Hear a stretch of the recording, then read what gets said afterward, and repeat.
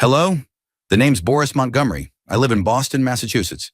And this is the story of how my life was torn apart and rebuilt from the ashes. A story about betrayal, abandonment, and what happens when the people who destroyed you suddenly want a second chance. When Brian was born, I was barely 20 years old. Just a kid myself, terrified and completely lost. But I knew one thing for certain. I wouldn't follow in my father's footsteps. The man who walked out on us when I was 7, leaving my mother to scrape by on minimum wage while raising 3 kids alone. The memory of watching her cry at the kitchen table after working double shifts was burned into my mind.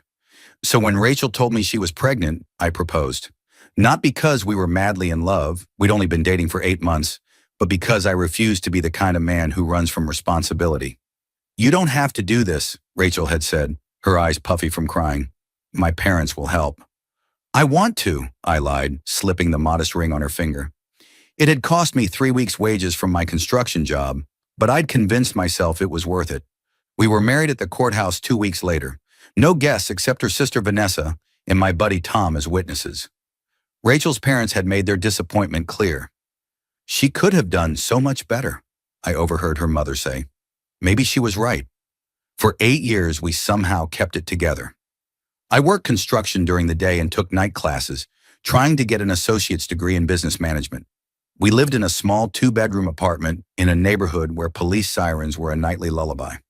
The love between Rachel and me, whatever had existed in the first place, faded like cheap paint under harsh sunlight. But Brian became my world. Every minute I wasn't working or studying, I spent with him. We'd go fishing at the community pond, build forts out of couch cushions, play catch in the postage stamp park down the street.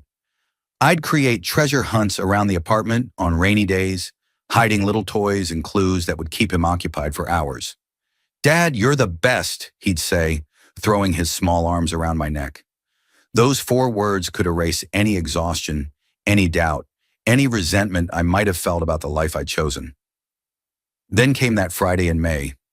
I'd forgotten my wallet at home and swung by during lunch break to grab it. The moment I turned my key in the lock, something felt wrong.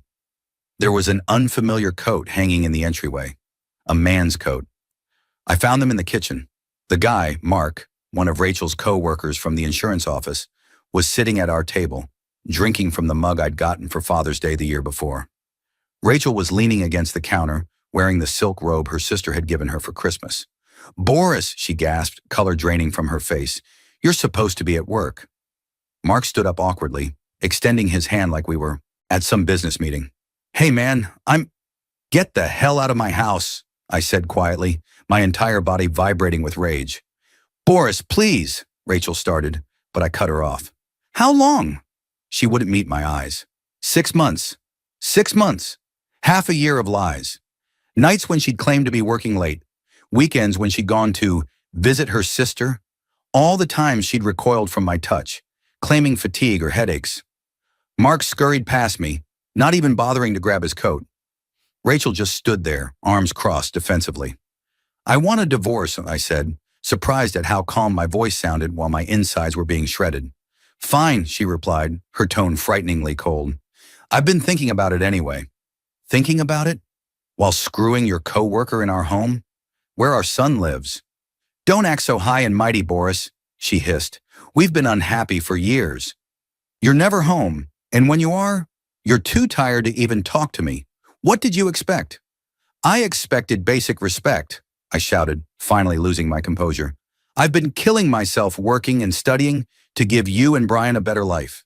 She laughed, a harsh sound that felt like sandpaper against my ears. "A better life?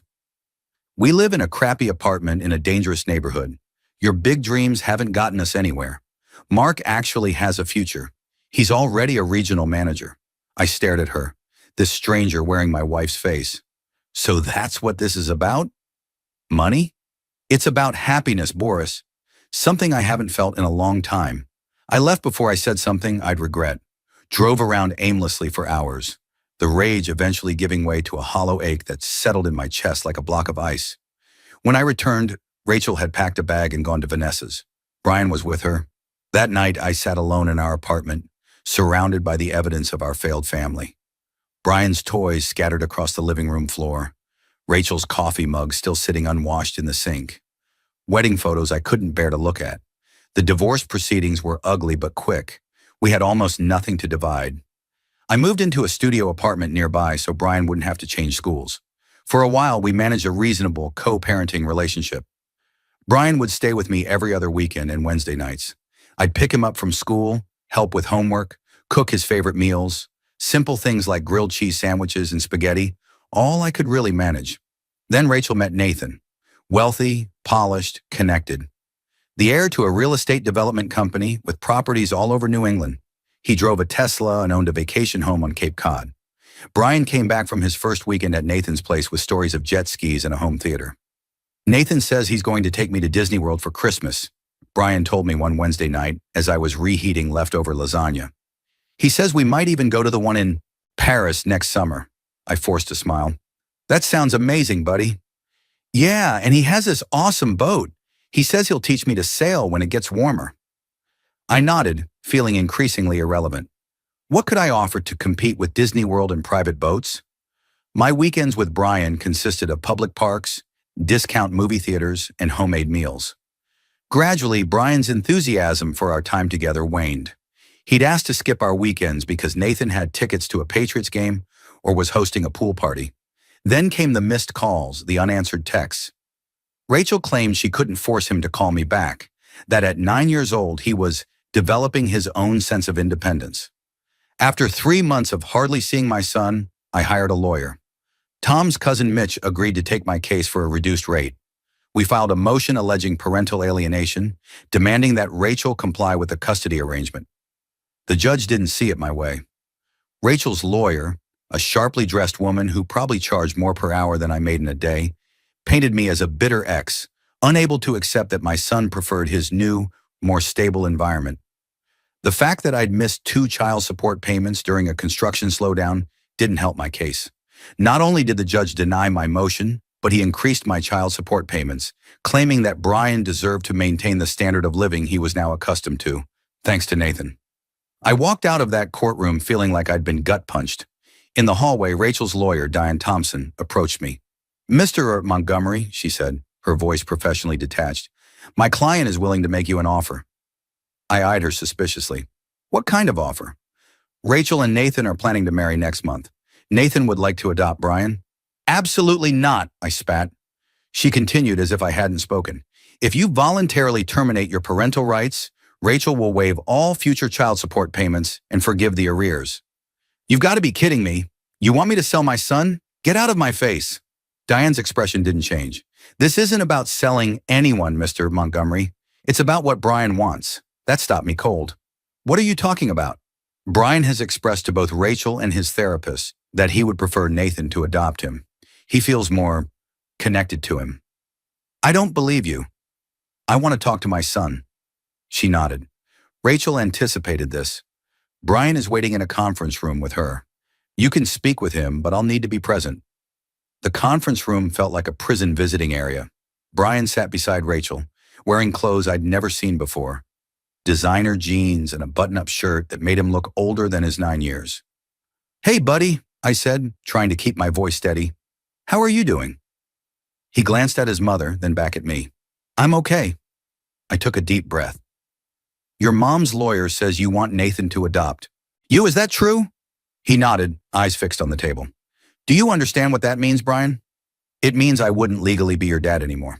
We wouldn't have our weekends or Wednesday nights." He looked up then, his eyes, Rachel's eyes, meeting mine. "We don't have those anyway. You're always working." The unfairness of this accusation hit me like a physical blow. "I work to support you, Brian, to pay for your clothes and food and school supplies." "Nathan buys all that stuff now," he said with a child's brutal honesty. "And he doesn't have to work all the time. He takes me places." I looked at Rachel, who had the decency to appear slightly uncomfortable. "You've been telling him I don't see him because I choose work over him?" "I've told him nothing but the truth, Boris," she replied, "that you're very busy trying to make a living." I turned back to Brian, desperation creeping into my voice. "I miss our time together, buddy." "I thought you did too." He shrugged, the gesture so adolescent it seemed rehearsed. "It's okay. Nathan takes good care of me and Mom. He's going to buy me a horse for my birthday." A horse. I couldn't even afford the action figures he wanted. Brian, I said, leaning forward, do you really want me to sign these papers? Do you understand that means I won't be your dad anymore? He looked me directly in the eyes and said words that would haunt me for years. I want Nathan to be my dad now. He's better at it. The room spun around me. I heard Diane saying something about the paperwork, saw Rachel's satisfied expression, but all I could focus on was the stranger sitting across from me wearing my son's face. I signed the papers with trembling hands. Each stroke of the pen felt like I was carving pieces out of my own heart. When it was done, I stood up, numb. Can I have a moment alone with Brian? I asked. Rachel hesitated, then nodded. 5 minutes. We'll be right outside. When they left, I knelt beside my son. Brian, I need you to know something. I love you more than anything in this world. If you ever need me, ever, I'll be there. You just have to call. He nodded, uncomfortable with the intensity of my emotion. Okay. I mean it. No matter what these papers say, you're always going to be my son. I'll always love you. He squirmed in his seat. Can I go now? Nathan's taking us to the aquarium today. I stood up, legs barely supporting me. Sure, buddy. Have fun at the aquarium. As he reached the door, I called out, Brian? He turned. I love you. He gave me an awkward half smile. Bye, Boris. Not Dad. Boris. Like I was some casual acquaintance. That was the last time I saw my son for 14 years. I'd like to say I handled it well, that I picked myself up, moved on, built a new life. But the truth is, I shattered. The pain was too enormous to process. I started drinking, not just a beer after work, but serious, determined drinking. The kind where you wake up and reach for the bottle before your eyes are fully open. I lost my apartment when the landlord found me passed out in the hallway for the third time. Lost my construction job when I showed up drunk once too often. Lost my night school spot when I stopped attending classes. For almost 2 years, I drifted. Crashed on Tom's couch until he got married, and his wife made it clear I wasn't welcome anymore. Worked odd jobs just long enough to fund the next bender. Slept in my car on the good nights, in shelters on the bad ones. The night I almost died was unremarkable at first. I'd managed to scrape together enough cash to rent a room in a seedy motel on the outskirts of town. Bought a bottle of cheap whiskey and settled in for another night of oblivion. I don't remember passing out, but I woke up choking on my own vomit, unable to breathe. By some miracle, the man in the next room heard me thrashing around and broke down the door. An off-duty EMT, as it turned out. He cleared my airways, called an ambulance, saved my life. I spent 2 weeks in the hospital with aspiration pneumonia. Spent another month in a state-funded rehab facility. It was there, surrounded by others who'd hit rock bottom, that I finally began to confront the void inside me. You didn't just lose your son, my counselor Marcus told me. You lost your purpose. Everything you did was for him. Working, studying, staying in a loveless marriage. When he was gone, you had no reason to keep going. So what do I do now? I asked, genuinely lost. You find a new purpose. One that doesn't depend on someone else's choices. Easier said than done, but I tried. After rehab, I moved back to my hometown of Gloucester, a fishing community north of Boston. My sister Carla lived there with her husband and daughters. She'd been trying to get me to come home for years, ever since Rachel and I split up. Carla let me stay in her finished basement while I got back on my feet. Her husband, Mike, who owned a small construction company, gave me a job. I started attending AA meetings at the local community center. Began therapy with Dr. Russell, who specialized in grief and trauma. What you're experiencing is ambiguous loss, Doctor. Russell explained during one session. Your son isn't dead, but he's absent from your life. There's no closure, no ritual to mark the end. It's one of the most difficult forms of grief to process. Slowly, painfully, I rebuilt myself.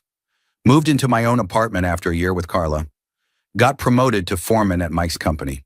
Started volunteering at a youth center, teaching kids basic carpentry skills. And then, 4 years after my near-death experience, I met Sophia. She came into the hardware store where I was buying supplies.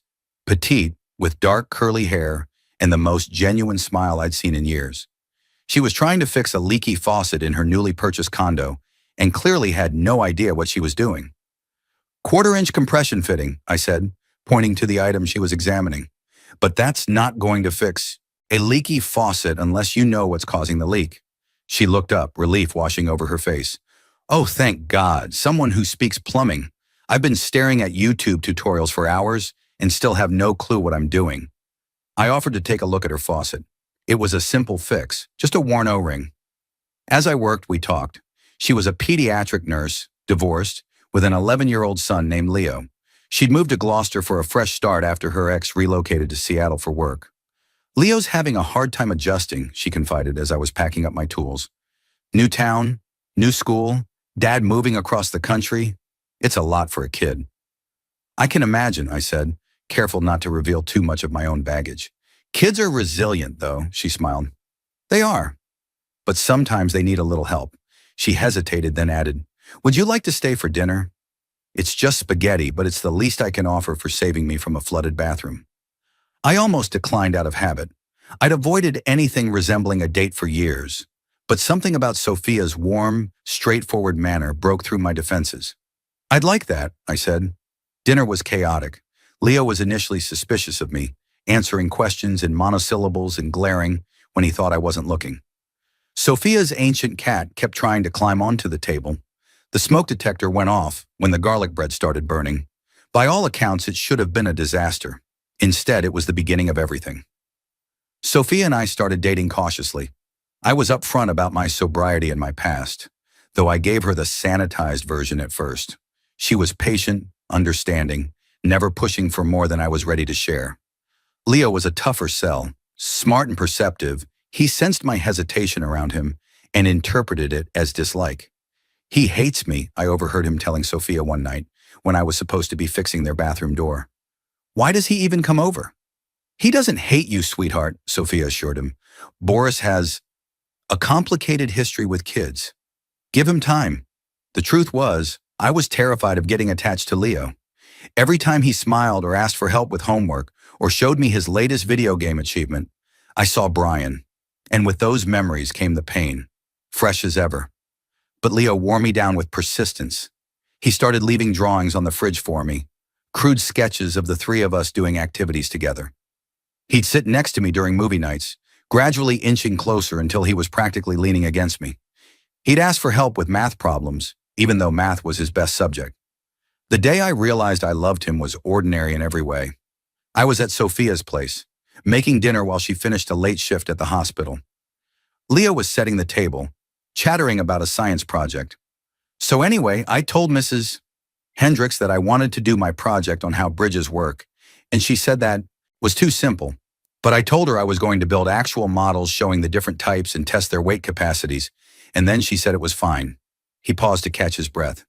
Do you think you could help me with the models? Mom's not really good at building stuff. Sure, I said, stirring the sauce. We could get the materials this weekend. Awesome! He fist-pumped dramatically. Dad used to help me with projects like this, but now he's too far away. He froze, suddenly looking stricken. I mean, I wasn't trying to make you be like my dad or anything. I know you're just Mom's boyfriend. I turned to face him, wooden spoon still in hand.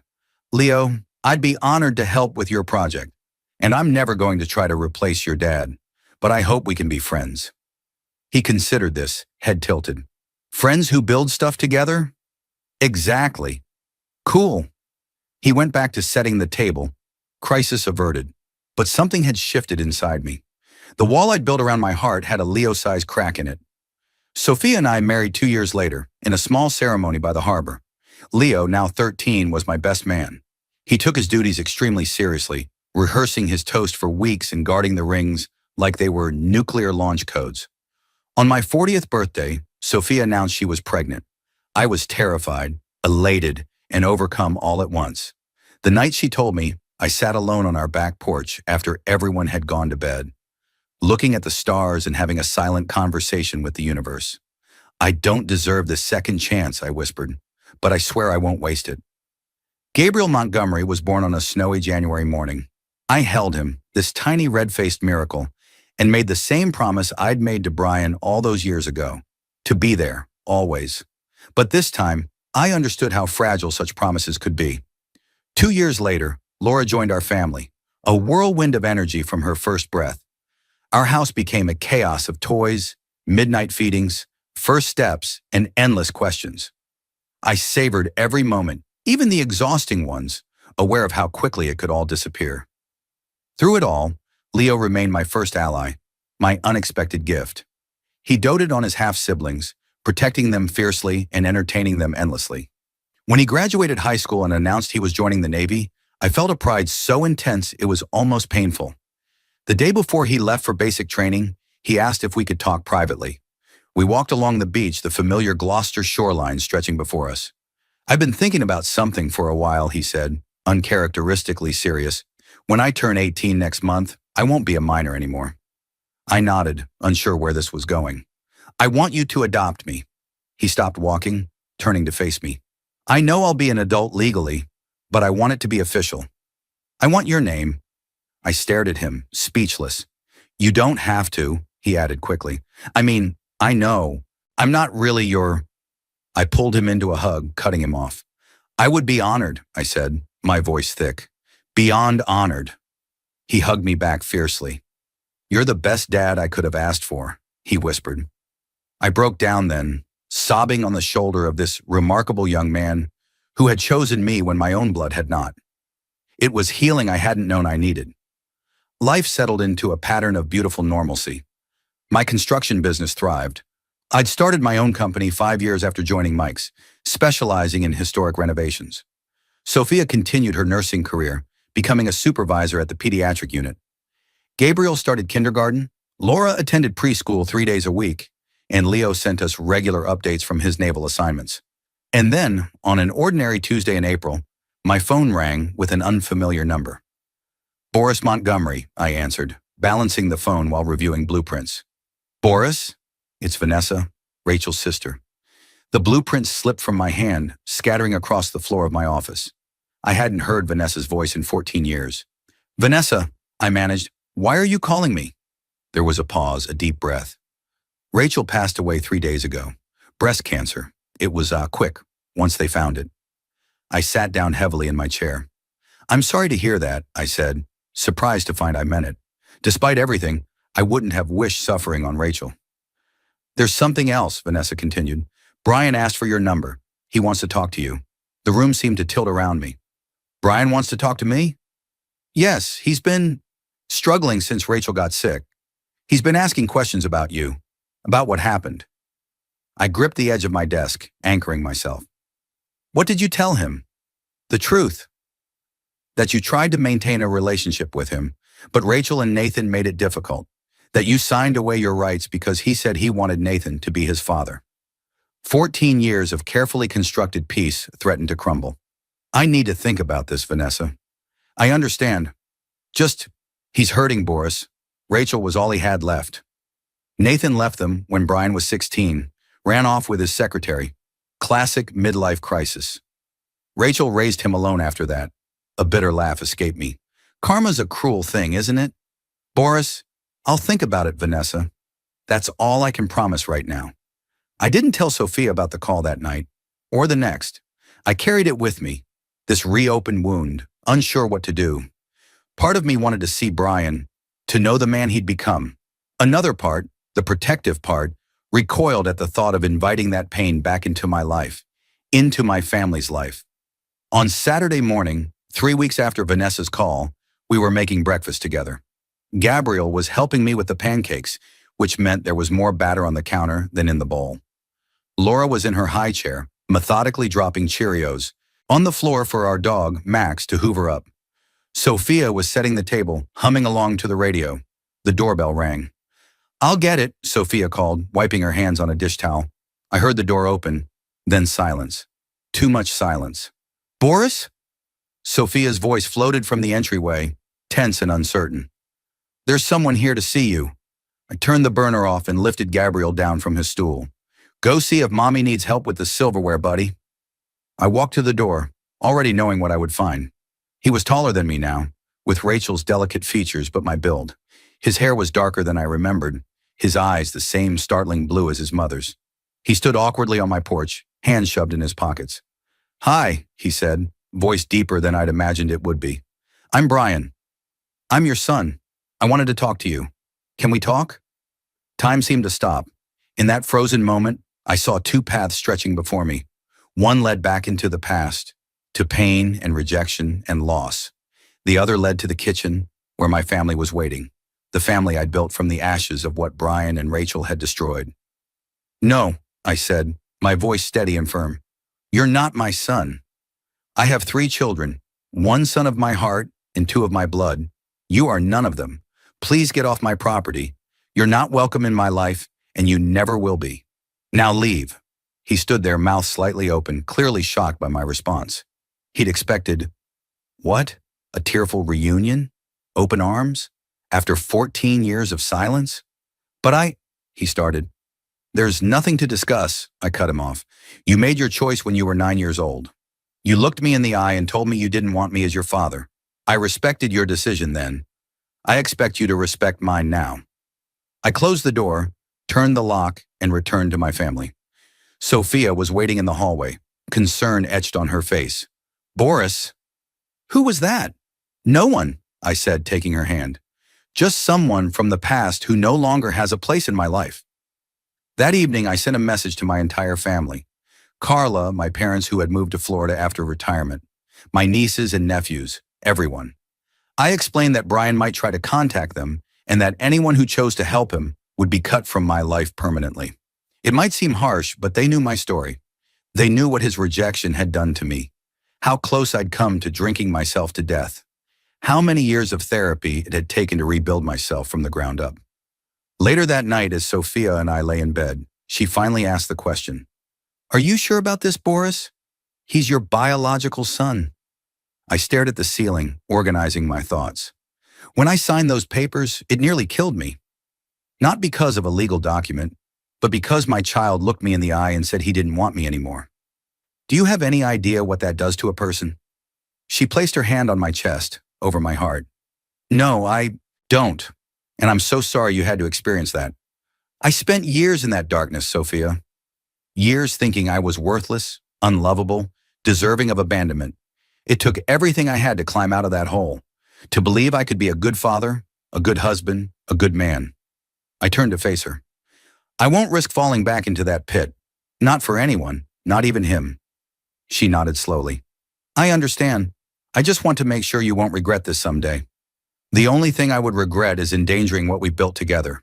You, Leo, Gabriel, Laura, you're my life now, my real life, not the ghost of what might have been.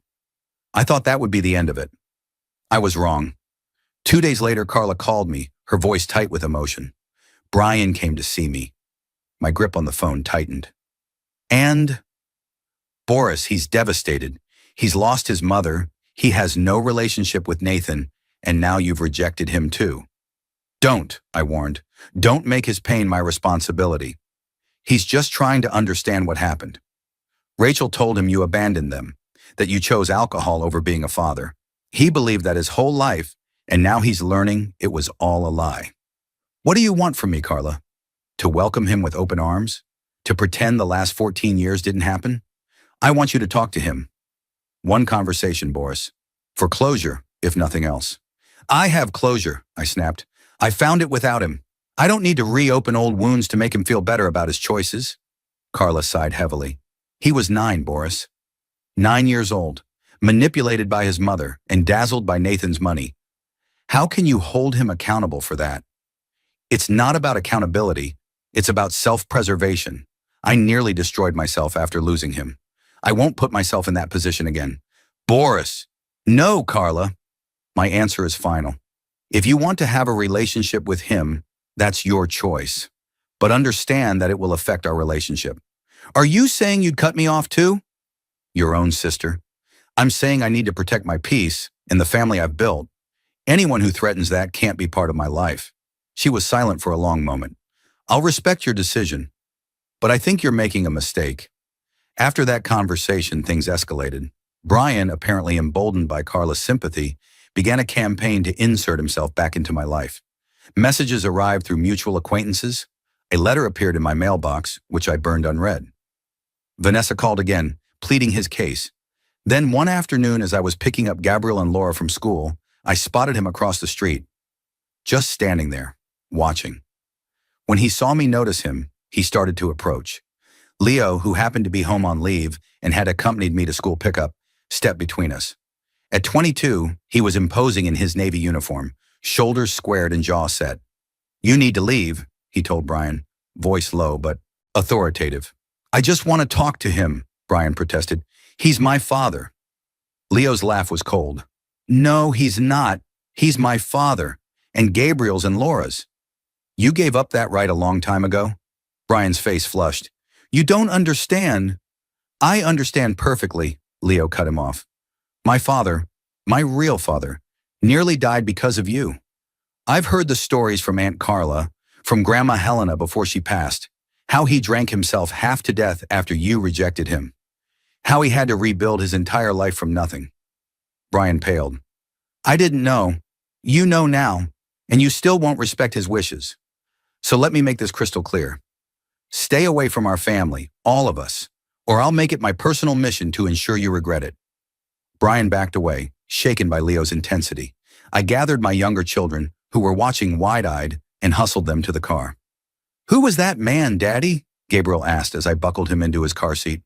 Just someone who's confused, I answered, trying to keep my voice light.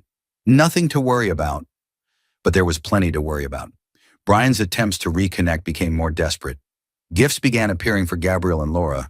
Toys, books, games. We returned them all. Then came the anonymous messages to Sophia, filled with twisted half-truths about my past, designed to create doubt and discord between us. It was Leo who finally put the pieces together. During his leave, he noticed a pattern to the anonymous communications. Working with a tech-savvy Navy buddy, he traced the messages back to their source, Brian. He's trying to sabotage your marriage, Leo told me, disgust evident in his voice as he showed me the evidence, using information that could only have come from Vanessa or Carla. The betrayal cut deep. That night I called my sister. Did you tell Brian about my past? About the details of my drinking, my recovery? She hesitated. I thought it would help him understand why you're so resistant to seeing him. And it didn't occur to you that he might use that information against me? Boris, he wouldn't. He's been sending anonymous messages to Sophia, Carla, trying to turn her against me with twisted versions of my history. Silence, then a soft, oh God. This is exactly why I didn't want him in our lives. He's toxic, just like his mother was. And you've been enabling him. I'm so sorry, Boris. I never thought. Your loyalty to him is costing me my peace, I said, voice breaking. If you continue to support him, to be complicit in his schemes, there is no longer any place for you in my life. She cried, begged, but I stood firm. Enough, Carla. I choose my peace and my family. After that confrontation, in Leo's intervention, Brian's attempts to infiltrate our lives finally ceased. According to Vanessa, who reached out one last time, he'd fallen into a deep depression after realizing all his efforts had failed. She told me he was living with Carla now, seeking professional help. I felt no satisfaction in his suffering, but neither did I feel responsible for it. He had made his choices, just as I had made mine. Some bridges once burned cannot be rebuilt, nor should they be. Today, 5 years after Brian appeared on my doorstep, my life continues in its peaceful rhythm. Leo has completed his naval service and is now attending engineering school on the GI Bill. Gabriel is 9, the same age Brian was when he rejected me, with my stubborn chin and Sophia's gentle heart. Laura at 6 is a force of nature, already asserting her independence while remaining fiercely loving. As for Brian, I hear occasional updates through the grapevine. He's apparently doing better, working as an IT specialist in Boston, seeing a therapist regularly. Carla and I have a cordial but distant relationship now, holiday cards, brief phone calls on birthdays. The rupture between us never fully healed, but we found a way to coexist at the margins of each other's lives. Sometimes in quiet moments, I wonder if I made the right choice, if perhaps there could have been some path to reconciliation that wouldn't have risked everything I'd worked so hard to build. But then I look at my family, at the life we've created together, and I know that protecting this peace was worth any price. This isn't a story about forgiveness or redemption. It's a story about consequences, about the reality that some choices cannot be undone, that some wounds cut too deep to ever fully heal. It's about finding the strength to walk away from toxic connections, even when they're wrapped in the powerful language of family and blood.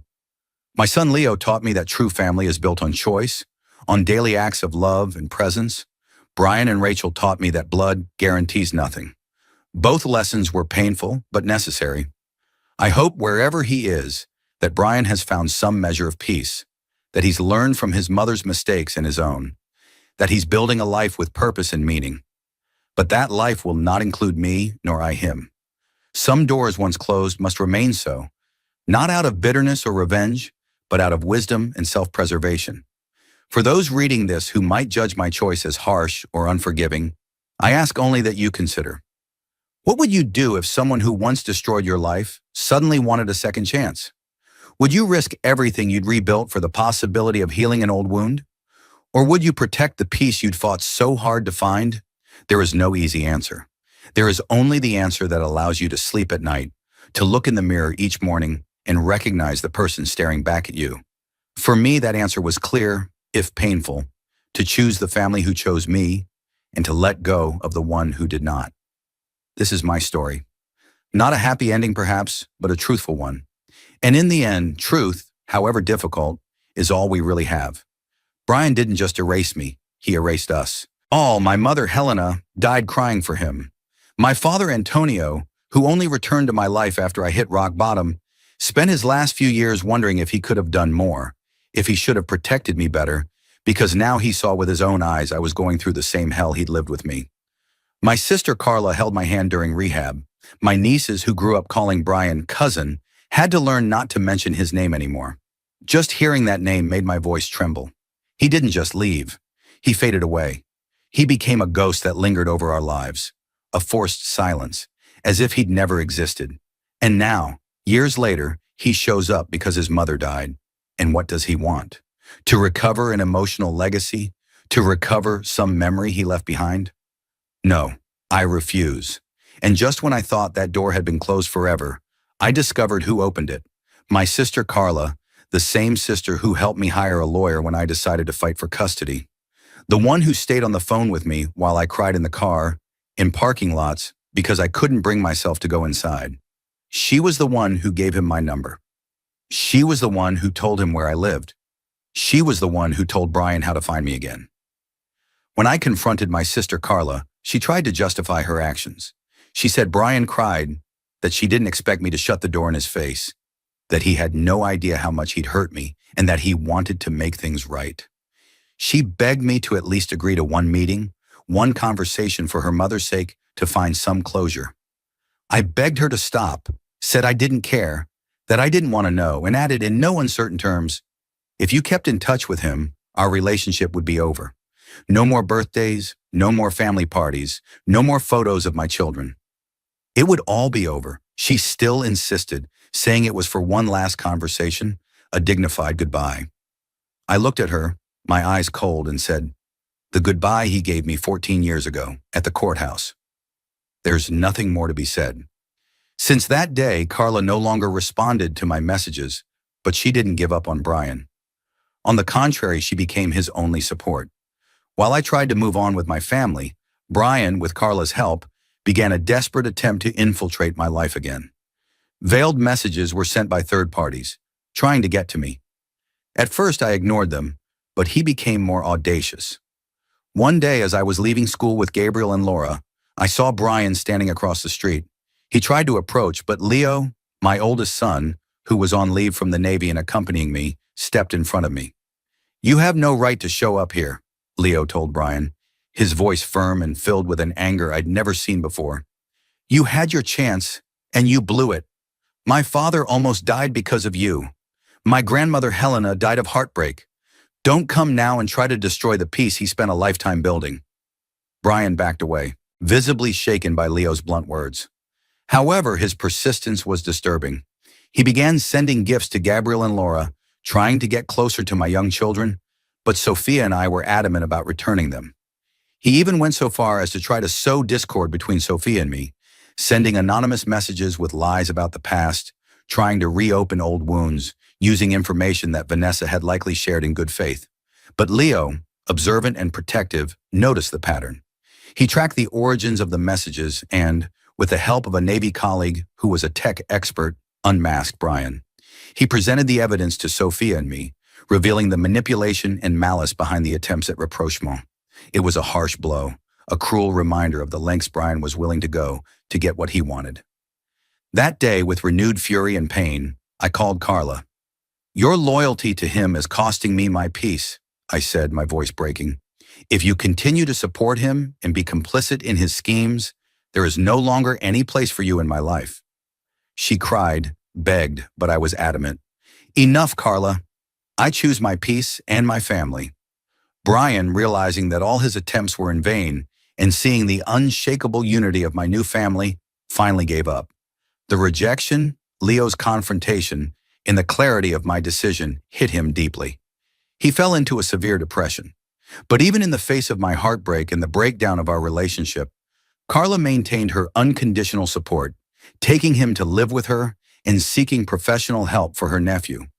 I, on the other hand, was supported and sustained by my wife Sophia and my children Gabriel, Laura, and especially Leo, who became an unwavering pillar of strength. My sister Carla still believes there is hope, but she didn't see the price I paid to get here. I know what it cost, and I won't risk losing it all because he only remembered I existed after he lost everything. It's not resentment, it's protection. It's not revenge, it's maturity. It's not coldness, it's peace. A peace that took me over a decade to rebuild and that I'm not willing to give up for a ghost from the past. This may not be the ending many expected, but it's mine. And I'm finally at peace with him because I know what God has done in my life. I know he was the one who sustained me when I could no longer get up. I know he was the one who wiped my tears in the early mornings when no one would listen. I saw God's justice with my own eyes. I was humiliated, betrayed, forgotten, but the Lord lifted me up, gave me a new family, a new chance, a restored life. Betrayal has a price, infidelity has a price, humiliation has a price, but whoever waits on God will never be put to shame. God never fails. And today I am living proof that his justice is not delayed. It comes at the right time, and when it comes, it puts everything in its right place. I leave a sincere warning here for anyone listening. Be very careful who you choose to get involved with. I was very young when I met Rachel. We barely knew what we wanted in life. We were lost, needy, full of wounds we couldn't even name yet. When she got pregnant, I took responsibility, not out of obligation, but because I've always been that way, always wanted to do the right thing. We got married before we were ready, but I tried. I gave it my best, but effort isn't always enough when the other person has already moved on. Rachel was unfaithful to me. She cheated on me in my own home with a guy, Mark, who frequented our table, who smiled at me like a friend. And even after all that, even with the ground slipping away from under my feet, I continued trying to be a good father. Brian was my world. For him, I swallowed the pain and moved on. But the hardest blow didn't come from Rachel, it came from him, from my own son. One day when he was just 9, he looked me in the eye and told me he no longer wanted me as a father. And I signed the papers with trembling hands, unable to believe it was really happening. He chose to walk away, erased me, ripped me from his life as if I'd never existed. It killed me inside. Those were difficult years. I sank. I drank too much, lost my way. But God, oh God, never gave up on me. Over time, I began to rebuild myself, went to therapy, reconnected with my faith, started over, rebuilt every broken piece. Today, I'm a healed man. I have a wife who loves me, children who proudly call me dad. I have a stable life, built with pain, courage, and a lot of overcoming. And as for Brian, I truly wish him well, but from afar. He's not part of my life, and that's okay. I no longer carry a grudge, but I also no longer open doors that God has already ordered closed. His journey is now his, and mine continues steadily, with purpose, with peace. Here I end my story. I thank everyone for listening, for the sincere advice, for the empathy. Often, we just need a safe space to release what's eating us up inside. I found that here. I'm grateful to God and to you. I sincerely hope my story serves in some way, even if only to just one person going through something similar. May God bless everyone who is struggling to heal. Pain can knock us down, but with faith we rise. And when we rise stronger.